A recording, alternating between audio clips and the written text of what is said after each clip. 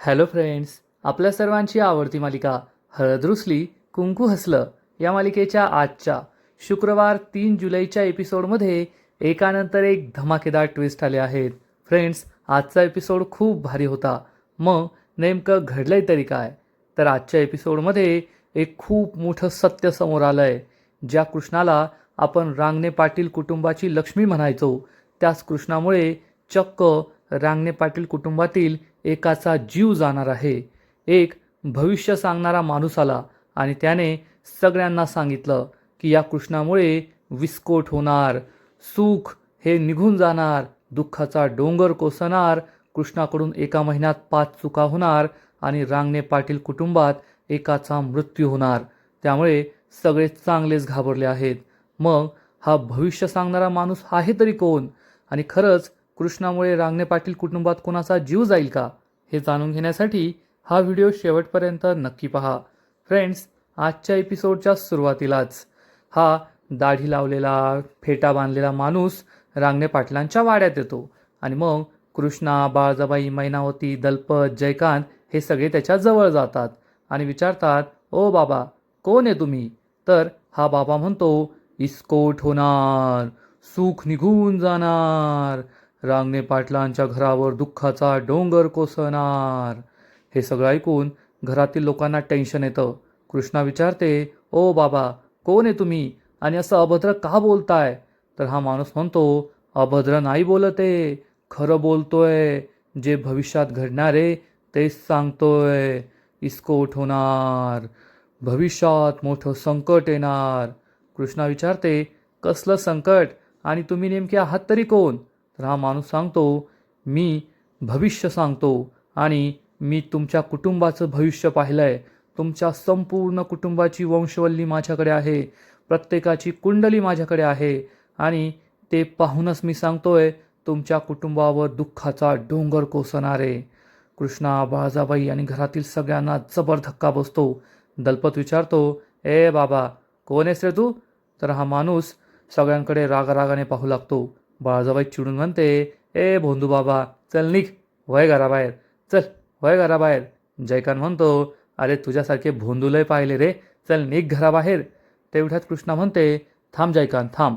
आणि कृष्णा या माणसाला विचारते, तुम्ही कोण आहात आणि असं का बोलताय की आमच्या घरावर संकट येणारे, इस्कोट होणारे, घरावर दुःखाचा डोंगर कोसळणारे? हा बाबा काही बोलत नाही. तेवढ्यात बाळजाबाई विचारते, आणि आम्ही तुमच्यावर विश्वास का ठेवायचा? कोण आहात तुम्ही? तुमचा आमच्या घराशी काय संबंध? तेवढ्यात हा माणूस सांगतो, तुम्ही प्रसिद्ध भविष्यवेत्ता हरिभाऊ पाठारे यांचं नाव ऐकलंच असेल ना? कृष्णाला काही आठवत नाही, पण बाळजाबाई म्हणते, भविष्यवेत्ता हरिभाऊ पाठारे? हो हो, ऐकलंय ना. ते तर खूप मोठे आहेत. त्यांनी सांगितलेलं भाकीत कधीच खोटं ठरत नाही. हा माणूस सांगतो, मी त्यांचा शिष्य आहे आणि त्यांनीच मला ही भविष्य पाहण्याची विद्या दिली आहे आणि मी जे काही सांगतोय ते अगदी खरं सांगतोय. मी खोटं बोलणार नाही. घरातील सगळ्यांचा विश्वास बसतो की एवढ्या मोठ्या भविष्यवेत्त्याचा हा शिष्य म्हणजे हा खरं बोलतोय, हा काही खोटं बोलत नाहीये.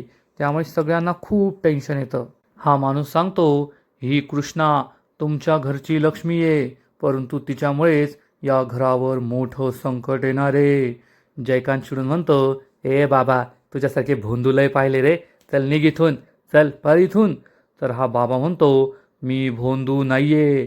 जयकांत, तुझी सगळी कुंडली आहे माझ्याकडे.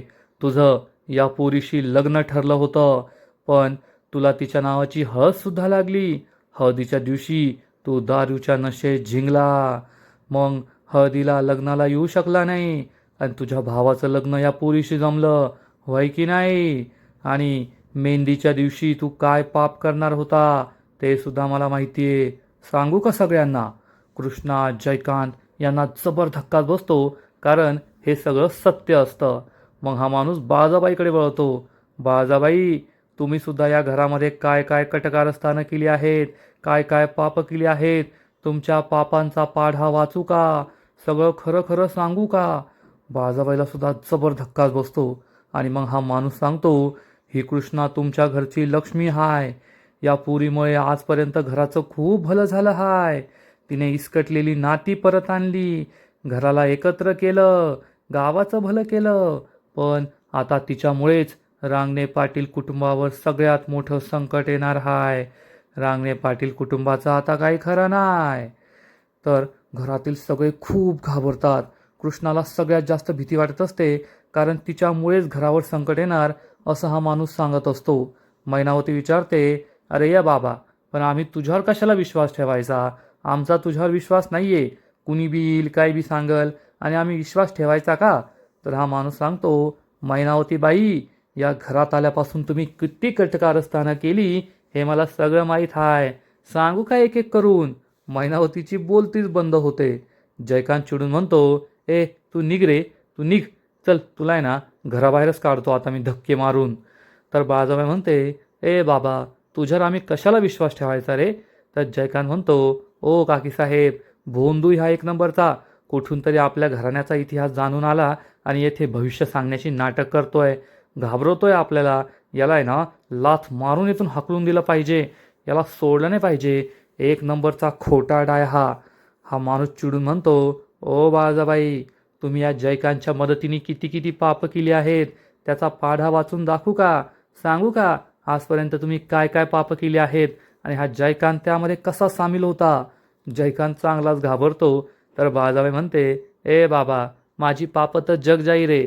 गावातल्या छोट्या लेकराला जरी विचारलं ना तरी तो सांगल, त्यात तू नवीन काय सांगतोय? तर हा बाबा म्हणतो, पण अशी अनेक पाप हायसी जी कोणाला माहीत नाही, ती सगळी सांगू का? कृष्णा म्हणते, बाबा तुम्ही ना स्पष्ट सांगा, माझ्यामुळे या घरावर संकट येणार म्हणजे असं नेमकं काय घडणार आहे? सांगा लवकर. तर हा बाबा म्हणतो, कृष्णे, आजपर्यंत तुझ्यामुळे हे घर एकत्र राहिलं, पण आता तुझ्यामुळेच या घरावर मोठं संकट येणार आहे. या घरातील एखाद्याचा जीव जाणारे, या घरात मृत्यू तांडव करणारे. हे ऐकून सगळ्यांना जबर धक्काच बसतो की रांगणे पाटलांच्या घरात मृत्यू होणारे. कृष्णा विचारते, मृत्यू? हे काय बोलताय तुम्ही? रांगणे पाटलांच्या घरात मृत्यू होणारे? तर हा माणूस सांगतो, वय, या घरात मृत्यू होणारे, मृत्यूचं तांडव घडणारे. आणि कृष्णे, फक्त तुझ्या चुकीमुळे हा मृत्यू घडणारे. कृष्णा खूप घाबरते. तर बाळाजाबाई चिडून म्हणते, ए बाबा, हे शक्यच नाहीये.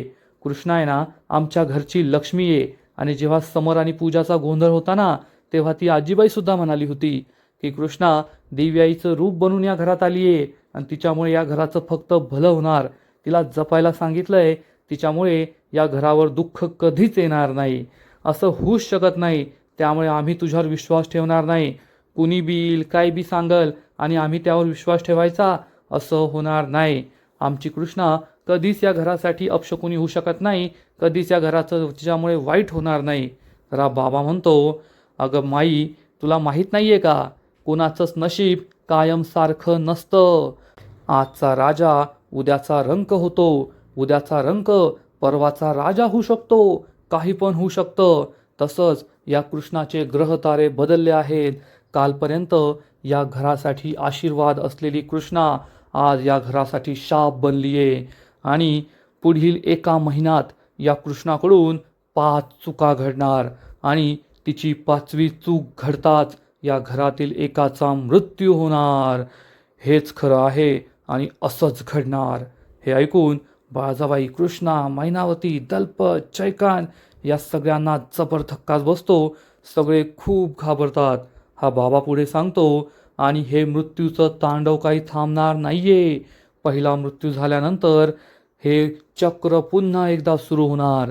या कृष्णाच्या हातून पुन्हा 5 चुका घडणार, मग परत एक मृत्यू होणार, मग परत 5 चुका घडणार, परत एक मृत्यू होणार. असं होतच राहील जोपर्यंत हे संपूर्ण रांगणे पाटील कुटुंब उद्ध्वस्त होत नाही. हे रांगणे पाटील कुटुंब उद्ध्वस्त होणार, नांगर फिरणार, सगळं वाटोळ होणार, सुख निघून जाणार, दुःखाचा डोंगर कोसळणार. असं म्हणत म्हणत हा बाबा तेथून निघून जातो. घरातील सगळ्यांना जबर धक्का बसलेला असतो. सगळे स्तब्ध होऊन या बाबाकडे पाहतच राहतात. आता काय होईल अशी भीती सगळ्यांना वाटत असते. आणि तेवढ्यात दुष्यंत घराबाहेर येतो आणि या सगळ्यांना असे टेन्शनमध्ये पाहून तो विचारतो, काय झालं, तुम्ही सगळे असे उभे का आहात येथे? परंतु कोणाची काही बोलण्याची हिंमतच होत नाही. सगळे भूत पाहिल्यासारखे इकडे तिकडे पाहत असतात. दुष्यंत हसतो आणि विचारतो, काय झालंय? तुमच्या सगळ्यांच्या चेहऱ्यावर एवढं टेन्शन का दिसतंय? आणि तुम्ही सगळे असे इथे का उभे आहात? पण कोणाची काही सांगण्याची इच्छाच नसते. कृष्णा, बाळाबाई, दलपत, मैनावती, जयकांत सगळे खूप घाबरलेले असतात. या माणसावर सगळ्यांचा विश्वास बसलेला असतो की आता घरात मृत्यू तांडव करणार, खूप वाईट घडणार, घर उद्ध्वस्त होणार अशी भीती सगळ्यांना वाटत असते. थोड्या वेळानंतर मैनावती, जयकांत, दलपत त्यांच्या रूममध्ये असतात. मैनावती खूप घाबरलेली असते. तिला उचकी येत असते आणि उचकी घेता घेताच ती बोलत असते, तांडव होणार, मृत्यू घरात तांडव करणार. अहो, आता मरणार मी मरणार. आता माझं काही खरं नाही, मी लवकरच मरणार. जयकांत म्हणतो, ए मम्मे, कसली मरतीये ग तू? लवकर पाणी पी, ती गुचकी आधी बंद कर आणि मरणार मरणार करतीये, गुचकीनीच मरायची तू. तर मैनावती त्याला मारते आणि म्हणते, अरे मुर्द्या, आईला मरताना पाहून तुला लय आनंद होईल का रे? येथे मला मरणाची भीती वाटतीये आणि तू जोक मारतोयस. अरे तो माणूस खरं बोलत होता. कृष्णाच्या हातून 5 चुका घडणार आणि त्यानंतर या घरातील एक माणूस मरणार आणि ते आपल्यातलंच कुणी असलं मग, आणि मीच असली मग, मी मेले तर काय फायदा मग? मला तर काही मिळालं पण नाही आयुष्यात. तर दलपत म्हणतो, मैनावती, मला पण आहे ना भीतीच वाटतीये, असं काहीतरी घडू शकतं. मैनावती म्हणते, हो ना, मला तर खूप भीती वाटतीये, मला नाही मरायचं एवढ्या लवकर. जयकांत म्हणतो, अगं मम्मी, तुला तर माहिती आहे ना, कृष्णाच्या हातून वाचला तर एखाद्याचा जीवच वाचल, तिच्या हातून कोणाचा जीव जाऊ शकत नाही. असं कुणी बी येईल, कुणी बी काही बी सांगल आणि आपण त्यावर विश्वास ठेवायचा का? मला तर वाटतंय यामध्ये सुद्धा कोणाचं कटकारस्थान असू शकतं. आजपर्यंत काय असं कमी वेळ झालंय का? नक्कीच कोणाचा तरी डाव असेल हा. अरे तो कोण माणूस, काय माणूस आला, बडबड करून गेला आणि आपण लगेच घाबरायचो की 5 चुका होणार आणि कुणीतरी मरणार. असं काही होत नसतं. तर दलपत सांगतो, अरे पण जयकांत, मानलं तुझं की असं काही होणार नाही, पण झालं तर आपल्याला सावध तर राहायला पाहिजे ना. आपल्याला यासाठी प्रयत्न करायला पाहिजे की कृष्णाकडून 5 चुका होणार नाही. जर कृष्णाकडून 5 चुका झाल्या तर या घरातील कुणीतरी मरणार, पण आपण जर कृष्णाकडून 5 चुका होऊच दिल्या नाही तर कोणी मरण्याची शक्यताच नाही. त्यामुळे आपल्याला आता त्याकडे लक्ष द्यायला हवं, आपण सावध राहायला हवं. नाहीतर आपल्या कोणातला नंबर लागला ना, मग सगळंच इस्कटलं. हे ऐकून जयकांत सुद्धा घाबरतो. मैनावती म्हणते, नाही नाही नाही, कृष्णाकडून 5 चुका होऊ द्यायच्या नाही, मला मरायचं नाही, मला नाही मरायचं आहे, असं म्हणून ती खूप घाबरलेली असते. आणि इकडे कृष्णासुद्धा तेवढीच घाबरलेली असते. रूममध्ये ती एरझऱ्या मारत असते आणि दुष्यंत निवांत बसून तिच्याकडेच पाहत असतो. कृष्णाने दुष्यंतला सगळं तर सांगितलेलंच असेल. दुष्यंत म्हणतो, स्टॉप स्टॉप स्टॉप, एक स्टेप पुढे. कृष्णा एक पाऊल पुढे येते. दुष्यंत म्हणतो, ओके, 1000 स्टेप्स पूर्ण झाल्या आहेत, खूप कॅलरीज बर्न झाल्या, आता काय व्यायाम करायची गरज नाहीये, चालायची गरज नाहीये. तर कृष्णा चिडून म्हणते, दुष्यंत सरकार, तुम्हाला अजून पण चेष्टा सुचतेय का? येथे मला मरणाचं टेन्शन आलंय, खूप भीती वाटतेय मला.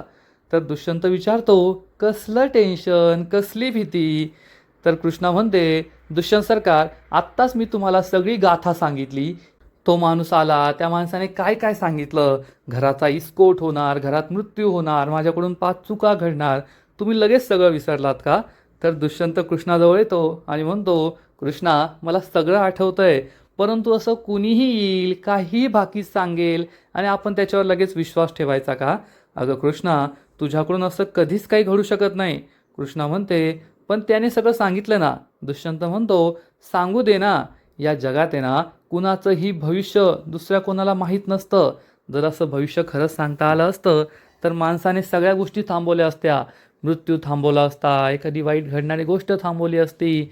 जे व्हायचं आहे ना ते विधिलिखित असतं, ते होणारच असतं. असं कोणाला ते आधी कळतही नाही आणि ते थांबवताही येत नाही. त्यामुळे आपण आपलं कर्म करत राहायचं, या सगळ्या गोष्टींचा विचार नाही करायचा, टेन्शन नाही घ्यायचं. कृष्णाला सुद्धा हे पटत असतं, पण सगळं माझ्यामुळे होणार आहे याचं तिला मेन दुःख असतं. दुष्यंत तिला काही सांगणार इतक्यात दुष्यंतला एक महत्त्वाचा कॉल येतो आणि दुष्यंत महत्त्वाचा कॉल आहे असं म्हणून फोनवर बोलायला बाहेर निघून जातो. कृष्णाला मात्र अजूनही खूप टेन्शन आलेलं असतं. माझ्यामुळे या घरात मृत्यू होणार, माझ्यामुळे 5 चुका घडणार, हे नको व्हायला, असा विचार ती करते आणि देवी आईला हात जोडून म्हणते, देवी आई, माझ्याकडून असं काही घडू देऊ नको. आजपर्यंत मी फक्त या घरातील लोकांच्या भल्याचा विचार केला आहे, या घराच्या भल्याचा विचार केला आहे आणि आता माझ्याकडून या घराचा इस्कोट होणार, माझ्याकडून खूप मोठी चूक होणार. देवी आई कृपा कर, पण असं काही घडू देऊ नको, सगळं ठीक होऊ दे अशी प्रार्थना कृष्णा करते. आणि इकडे हा भविष्य सांगणारा बाबा एका घरात येतो आणि पुन्हा एकदा तेच डायलॉग मारतो, इस्कोट होणार, सुख निघून जाणार, मृत्यू तांडव करणार, दुःखाचा डोंगर कोसळणार, हा हा हा हा असं जोरजोरात तो हसतो. आणि मग त्याच्यासमोर दोन माणसं उभी असतात, आपले समर आणि पूजा. हे दोघे खूप खुश होतात, म्हणजे हा माणूस खोटारडा, त्याने सांगितलेलं भविष्य खोटं आणि त्याला हे सगळं करायला सांगणारे जगातील सगळ्यात मोठे खोटारडे, नालायक, निर्लज्ज समर आणि पूजा. या माणसाची ॲक्टिंग पाहून हे दोघे खूप खुश होतात. आणि मग समर आणि पूजा म्हणतात, वाह काय भारी काम केलंय. समर या माणसाला 500 रुपयांच्या नोटांची गड्डी देतो. कमीत कमी लाख, 1.5 लाख, 2 लाख रुपये हे असतील आणि हा माणूस हे पैसे एक एक करून मोजू लागतो. समर आणि पूजा त्याच्याकडे आश्चर्याने पाहतात. समर म्हणतो, ओ बाबा, पूर्ण पैसे जेवढे ठरले ना तेवढेच आहे, मोजायची गरज नाही आहे. हा माणूस खूप खुश होतो आणि मग तो आपला खरा चेहरा दाखवतो. सगळ्यात आधी तो आपली मिशी काढतो, मग त्यानंतर दाढी काढतो. याचा अर्थ त्याने एक दुसरं सोंग घेतलेलं आहे. आता समर आणि पूजाने त्याला हे सगळं करायला सांगितलं, म्हणजे हा सगळा त्याचा प्लॅन होता हे तर आपल्याला कळलं आहे. हा माणूस सांगतो, कसं आहे ना, मी हाडाचा कलाकार आहे, पण आजकाल सिनेमांमध्ये, नाटकांमध्ये काम मिळत नाही ना, त्यामुळे अशी कामं घ्यावी लागतात. पण कशी होती आपली ॲक्टिंग? आवडली ना? आवडली ना? एकदम रिअल ॲक्टिंग करतो आपण, वास्तववादी.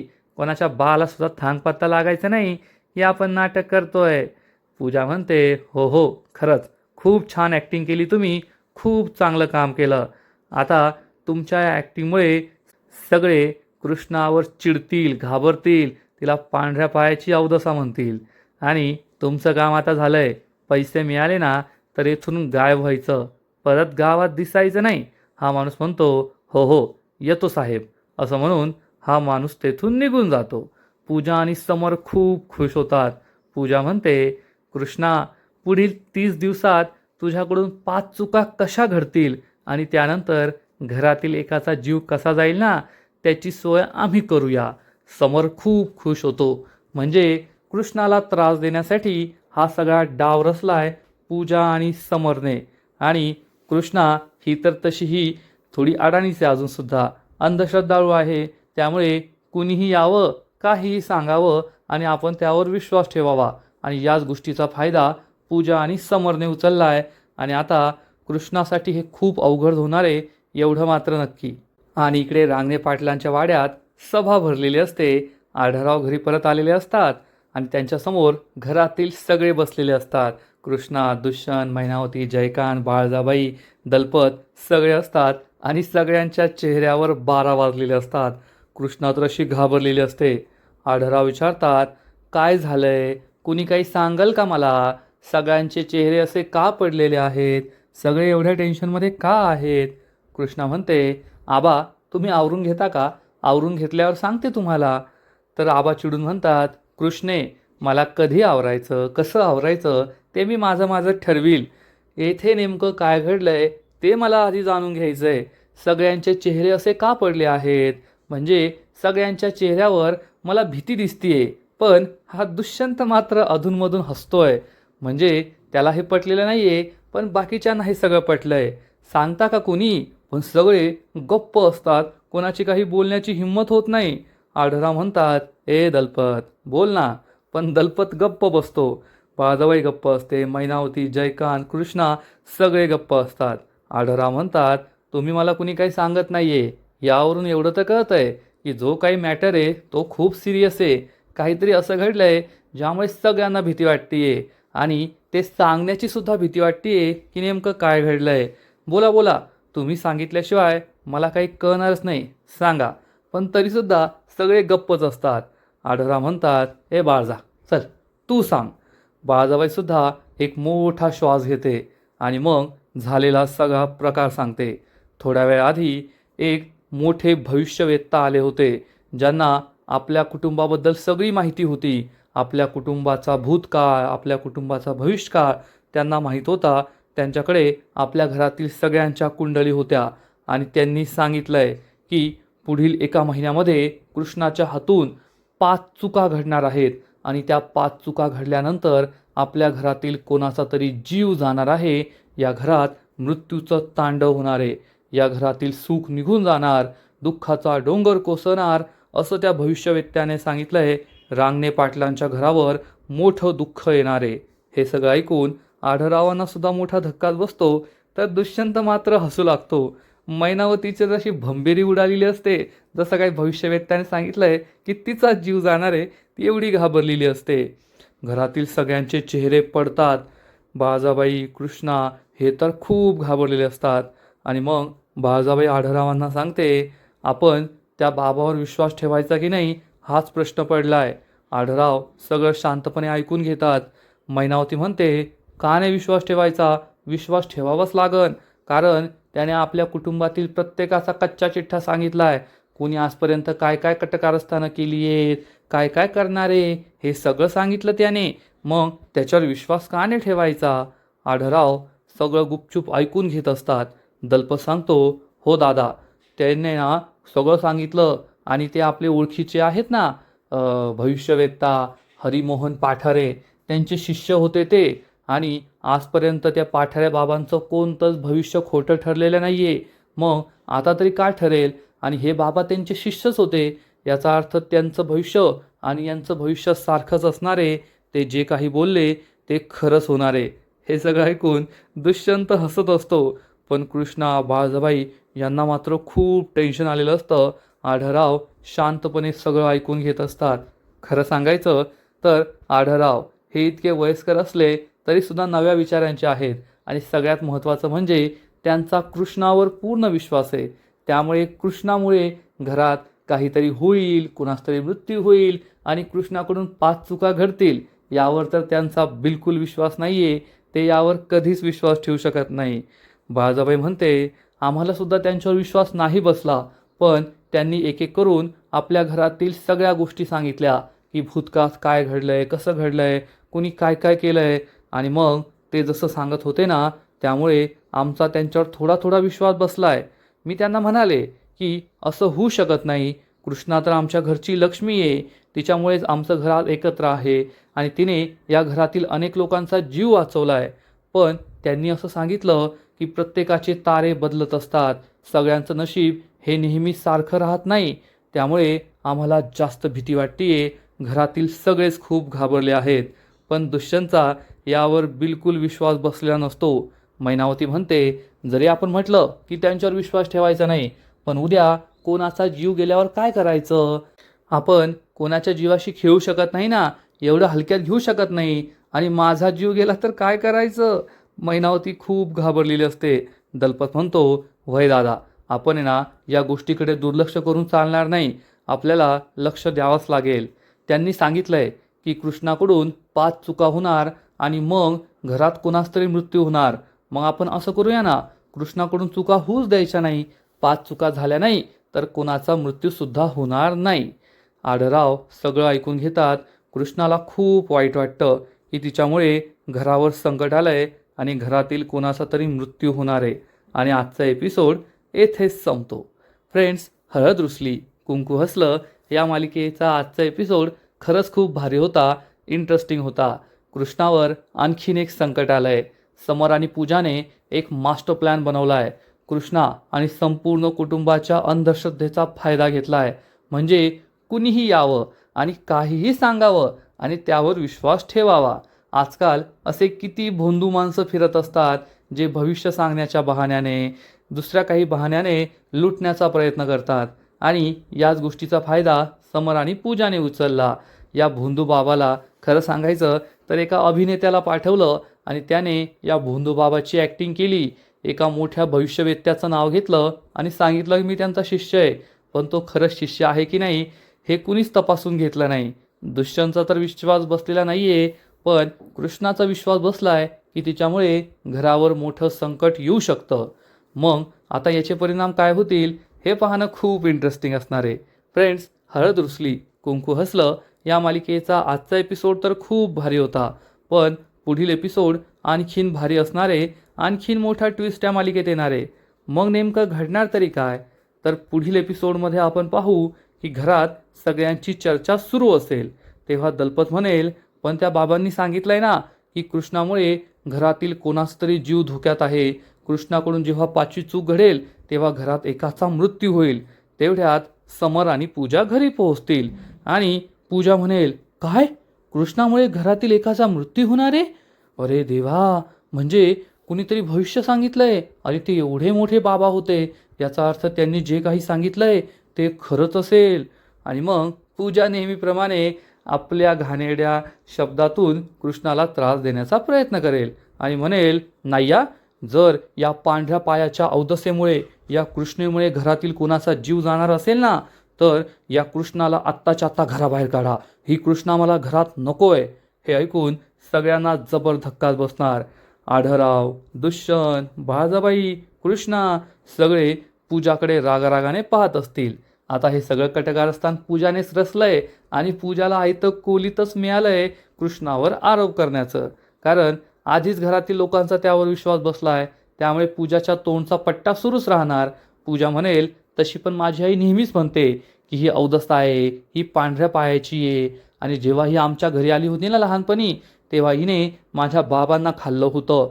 ही घरात आली आणि माझ्या वडिलांनी आत्महत्या केली. आता ही रांगणे पाटलांच्या घरात आली आहे, मग तिचा पायगुण तर लाभणारच ना. ती रांगणे पाटलांच्या घरात आल्यामुळे आता रांगणे पाटलांच्या घरात सुद्धा कोणास तरी मृत्यू होणार. त्यामुळे मी तुम्हाला सांगतेय, विषाची परीक्षा घेऊ नका. या कृष्णाच्या 5 चुका होण्याची वाट पाहू नका. जर तुम्ही या कृष्णावर विश्वास ठेवला आणि तिने 5 चुका केल्या तर काय होईल? एक ना एक दिवस या घरातील कोणाचा तरी मृत्यू होईल. या घरात मृत्यू तांडव करेल. त्यामुळे जिच्यामुळे या घरात मृत्यू होणार आहे तिलाच घराबाहेर काढा. लवकरात लवकर हिला घराबाहेर हाकला, म्हणजे या घरात कोणाचा मृत्यू होणारच नाही. परंतु घरातील कोणालाच हे पटायचं नाही. बाळाबाई, आढळराव, दुष्यंत सगळे कृष्णाच्या पाठीशी खंबीरपणे उभे राहणार आहेत. पण कृष्णा एक नंबरची घाबरटे, त्यामुळे कृष्णा ही कदाचित स्वतःहूनच हे घर सोडून जाण्याचा विचार करेल, हे घर सोडून जाईल असंच दिसतंय. तर फ्रेंड्स, तुम्हाला काय वाटतं? पुढे काय होईल? नक्कीच कमेंट करून सांगा. आजचा एपिसोड आवडला का? नक्कीच कमेंट करा. आणि हळद रुसली कुंकू हसलं या मालिकेचे असेच नवीन नवीन एपिसोड, नवीन नवीन अपडेट सर्वात आधी पाहण्यासाठी व्हिडिओला लाईक करा, शेअर करा, चॅनलला सबस्क्राईब करून बेल आयकॉनवर क्लिक करा, म्हणजे या मालिकेचे नवीन नवीन एपिसोड तुम्हाला सर्वात आधी पाहायला मिळतील. खूप खूप खूप धन्यवाद.